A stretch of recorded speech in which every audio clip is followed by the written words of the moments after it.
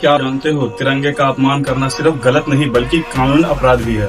अगर कोई राष्ट्रीय ध्वज को फाड़े, जलाए, पैरों तले रौंदे या जानबूझकर उसका अपमान करे तो क्या सजा हो सकती है।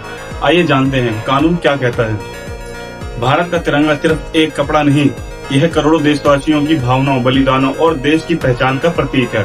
इसलिए संविधान और कानून दोनों राष्ट्रीय ध्वज के सम्मान को बहुत महत्व देते हैं।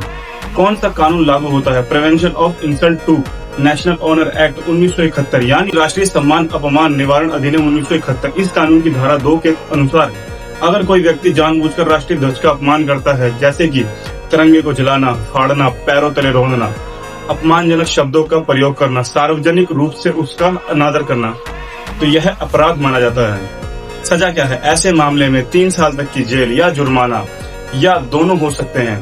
तो एक बात और समझिए, देशभक्ति सिर्फ सोशल मीडिया पोस्ट लगाने से नहीं होती, बल्कि राष्ट्रीय प्रतीकों का सम्मान करने से होती है। तिरंगा किसी राजनीतिक दल का नहीं, किसी धर्म का नहीं, किसी जाति का नहीं, यह पूरे भारत का प्रतीक है। जब कोई सैनिक सीमा पर खड़ा होकर तिरंगे की रक्षा करता है तो वह अपनी जान की परवाह नहीं करता, क्योंकि उसके लिए तिरंगा सम्मान, कर्तव्य और देश की शान है। इसलिए तिरंगे का सम्मान करना सिर्फ कानूनी जिम्मेदारी नहीं बल्कि हर भारतीय का नैतिक कर्तव्य भी है।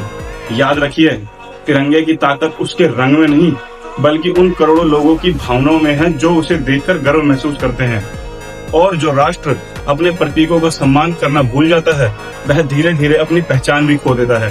तिरंगे का सम्मान करें, संविधान का सम्मान करें, भारत का सम्मान करें। जय हिंद, जय भारत।